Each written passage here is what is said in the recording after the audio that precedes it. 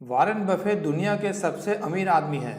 वो 1997 में एक एक्सपेरिमेंट के तौर पर एक बात रखते हैं, क्या किस्मत होती है, क्या कड़ी मेहनत का कोई महत्व है।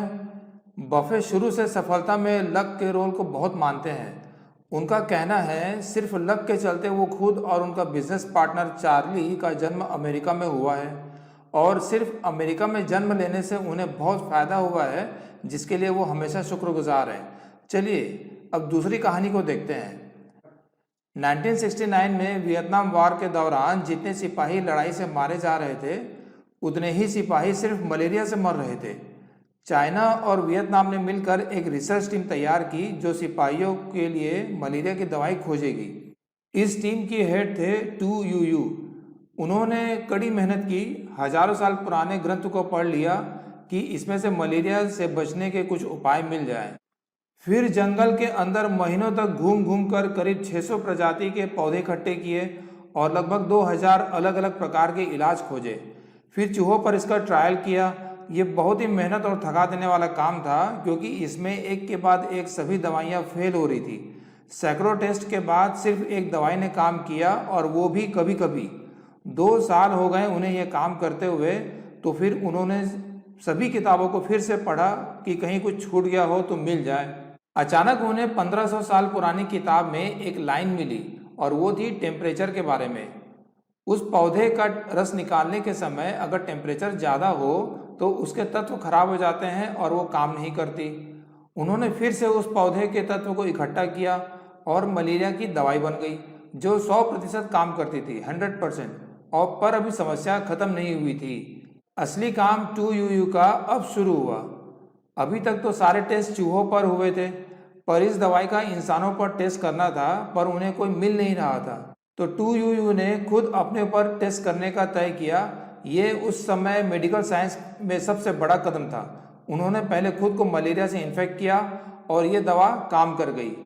उनके इस काम के कई सालों बाद दुनिया को पता चला, और उनकी दवाई को मलेरिया की दवाई के रूप में मान्यता मिली।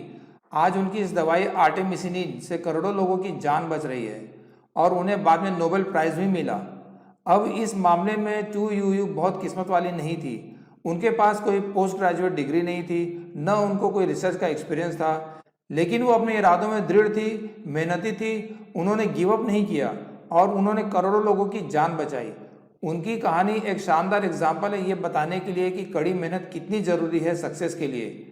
अभी शुरू में हमने देखा कि किसी खास जगह, खास परिवार में पैदा होने से आपको फ़ायदा होता है, लेकिन कड़ी मेहनत, हार्ड वर्क से भी सक्सेस मिल सकती है। बल्कि में जब आप कड़ी मेहनत करते हो तो आपको बेटर रिजल्ट मिलते हैं कम मेहनत करने वालों से।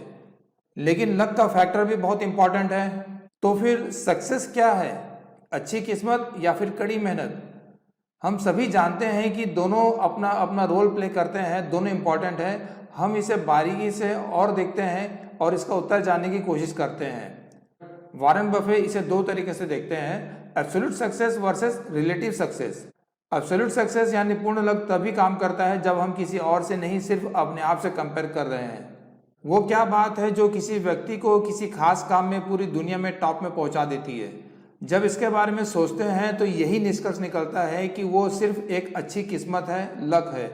जैसे बिल गेट्स का कंप्यूटर कंपनी स्टार्ट करना और पूरी दुनिया में नंबर 1 बन जाना। आप इसके सारे फैक्टर्स को नहीं समझ सकते, बस हो गया सही समय पर, सही जगह पर, और वो बिल गेट्स के साथ हुआ। मोटे तौर पर देखा जाए तो जितनी बड़ी सफलता है उतनी ही बड़े और अवास्तविक से लगने वाले उसके हालात और कारण हैं। एकदम फिल्मी लगते हैं, पर ये सही है। ये अक्सर होता है जब सही जीन्स, सही कनेक्शन, सही टाइमिंग एक साथ हो, और बहुत सारे कारण जो कोई नहीं बता सकता, जिसके की भविष्यवाणी नहीं हो सकती।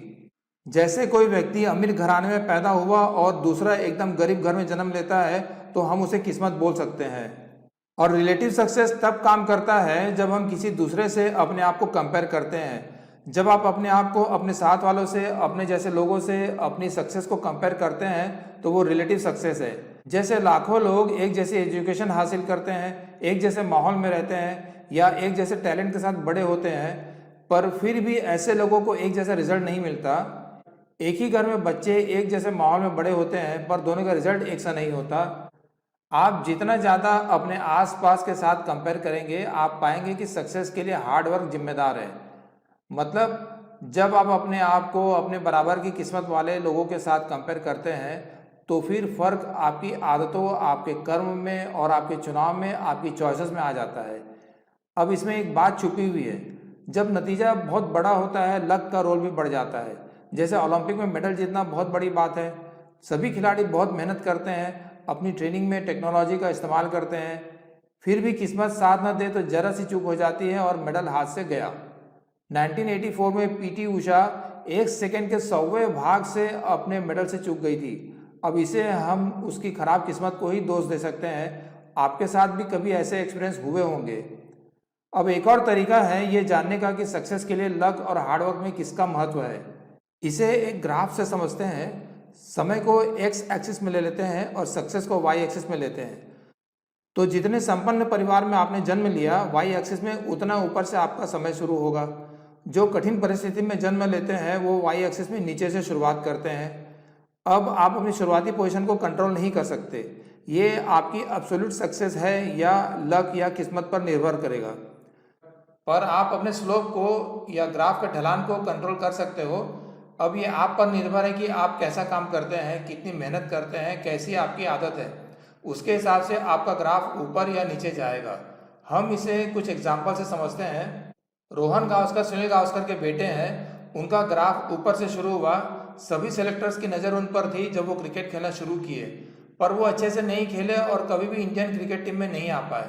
वही सचिन तेंदुलकर का ग्राफ सबसे नीचे था, पर उन्होंने बचपन से ही कड़ी मेहनत की और क्रिकेट में शीर्ष स्थान हासिल किया। मुकेश अंबानी और अनिल अंबानी दोनों ग्राफ में सबसे ऊपर थे। दोनों अमेरिका से एमबीए किए, शिक्षा एक जैसी ही है, एक ही माँ बाप हैं, एक ही जैसी परवरिश हुई और दोनों में जब बंटवारा हुआ तो दोनों को लगभग बराबर की संपत्ति मिली। लेकिन अनिल अपनी चॉइसेस, अपने फैसले के कारण एकदम नीचे आ गए, आज कर्ज में डूबे हुए हैं। वही मुकेश एशिया के सबसे बड़े धनी व्यक्ति हैं। अब आप अपनी मेहनत से स्लोप को ऊपर ले जा सकते हो और इससे आप अपने जन्म के समय अपने से ऊपर शुरू करने वाले लोगों को भी पार कर सकते हो। तो जैसे जैसे समय बीतता है, लक और हार्डवर्क दोनों का रोल इम्पॉर्टेंट हो जाता है। और ये सच है, जरूरी भी है। आप हमेशा लकी नहीं हो सकते। आप अपनी मेहनत से खराब किस्मत को बदल सकते हो और मेहनत करते रहोगे तो एक दिन अच्छी किस्मत आपका साथ देती ही है। बिल गेट्स बहुत ही किस्मत वाले थे कि उन्होंने सही समय पर सही क्षेत्र में अपनी माइक्रोसॉफ्ट कंपनी शुरू की, पर वो कड़ी मेहनत न करते तो आज दशकों बाद भी माइक्रोसॉफ्ट कंपनी टॉप में नहीं बनी रहती। समय सभी चीज़ों को, सभी बातों को ख़त्म कर देता है, भुला देता है। तो निष्कर्ष ये है कि लक आपके कंट्रोल में नहीं है। फिर भी आप ये समझ सकते हैं कि लक आपकी ज़िंदगी में कैसे काम करता है। जब आप मेहनत करते हैं तो किस्मत भी साथ देती ही है। अगर मेहनत ही नहीं करेंगे तो किस्मत अकेली क्या कर लेगी। ऊपर वाला कब किस्मत की बारिश करेगा हमें नहीं पता, पर अगर हम अपनी मेहनत रूपी पात्र हाथ में लेकर तैयार रहेंगे तो वो ज़रूर भर जाएगा। और जितना बड़ा पात्र होगा, जितनी बड़ी मेहनत होगी, उतना ज़्यादा भरेगा। मतलब आप जितनी ज़्यादा मेहनत करोगे उतनी ज़्यादा अपॉर्चुनिटी मिलेगी आपको, और हो सकता है आपको कोई लकी ब्रेक मिल जाए और आपकी किस्मत खुल जाए। 9 बार के विश्व विजेता गोल्फ खेलने वाले गैरी प्लेयर कहते हैं, जितना ज़्यादा मैं प्रैक्टिस करता हूँ उतना ज़्यादा मैं लकी होता हूँ। और अंत में किस्मत हमेशा हमारे ऊपर मुस्कुराते रहती है, साथ देने को तैयार रहती है, पर हमेशा सक्सेसफुल रहने के लिए, किस्मत का साथ पाने के लिए हमें कड़ी मेहनत करना जरूरी है।